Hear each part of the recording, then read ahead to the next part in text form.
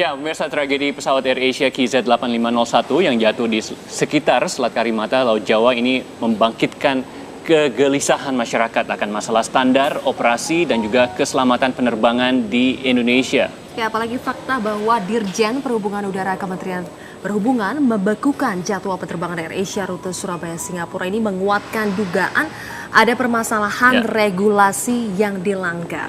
Ya, mengapa dunia penerbangan Indonesia ini masih saja berkutat dengan masalah ketaatan regulasi? Tidakkah kita ini belajar dari kasus-kasus kecelakaan pesawat sebelumnya? Betul sekali. Dan untuk membahasnya, tadi kami sudah memperkenalkan narasumber kami ada Bapak Dudi Sudibyo, pengamat penerbangan, dan juga Bapak Jusman Syafi'i Jamal, mantan Menteri Perhubungan.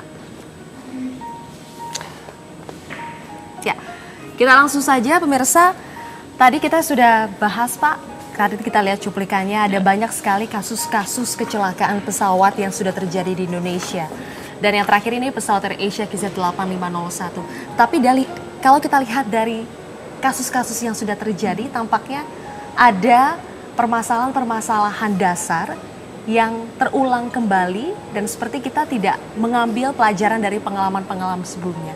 Itu kira-kira mengapa itu semua bisa terjadi, Pak? Dari saya. Ya, Bapak Dudi. Nah, kalau menurut saya itu begini, kalau kita mau melacak benih kecelakaan, itu ada ujungnya itu pertama tuh harus regulator. Regulator itu maksudnya itu adalah Dirjen Perhubungan Udara.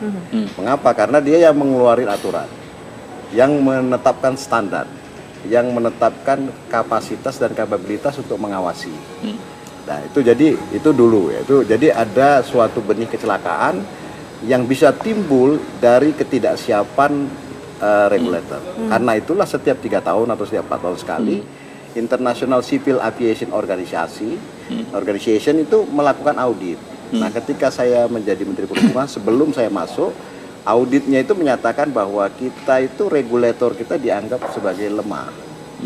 Lemahnya itu karena waktu diaudit yang comply dengan standar internasional, aturan-aturannya, dan kemudian kecukupan personil untuk inspektor, dan kemudian tata cara waktu menghukum maskapai penerbangan yang melanggar aturan, dan kemudian dalam mengecek perawatan pesawat terbang itu dianggap tidak sesuai atau tidak comply dengan standar internasional, yaitu yang ditetapkan oleh IQ. Atas dasar hasil audit itulah maka kemudian FAA sebagai badan anggota dari IQ ini kemudian mengatakan, oh kalau gitu kalau ada maskapai penerbangan Indonesia yang berbendera Indonesia, Anda harus hati-hati dan mengujinya sekali lagi karena regulatornya kurang begitu kredibel, kurang lebih begitu. Waktu itu hasilnya apa, Pak? Itu hasilnya ternyata setelah saya kaji itu ada 2. Pondasi yang pertama itu sebetulnya adalah pada undang-undang. Undang-undang penerbangan pada waktu itu tahun 92 tidak menempatkan kriteria keselamatan penerbangan itu sebagai fondasi ketika kita mengelola maskapai penerbangan dan kita mengelola. Jadi keselamatan itu kalau dalam undang-undang transportasi yang lama itu undang-undang penerbangan yang lama itu mungkin subjeknya itu hanya sekitar 30 sampai 40%. Makanya kemudian kemudian setelah hasil daripada audit itu kemudian karena perintah dari Presiden Susilo Bambang Yudhoyono pada waktu itu adalah membersihkan seluruh benih kecelakaan itu, maka kita melihat bahwa undang-undang itu menjadi poin penting untuk kita reform. Nah, makanya pada waktu itu kita reform.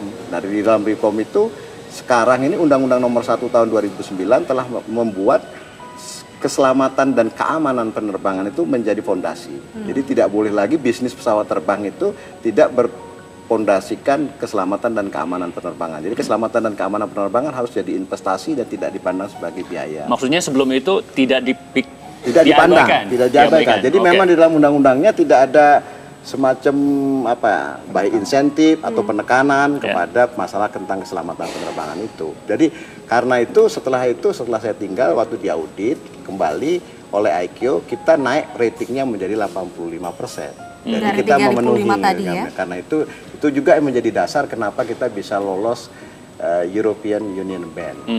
Oke. Baik, kita akan jeda dulu. Nanti kita juga mau tanyakan ke Pak Dibio sebagai pengamat penerbangan bagaimana sebenarnya standar keselamatan penerbangan Indonesia sejauh ini. Kita akan jeda, kita akan kembali sesaat lagi. Tetaplah bersama kami di 8-11 Show.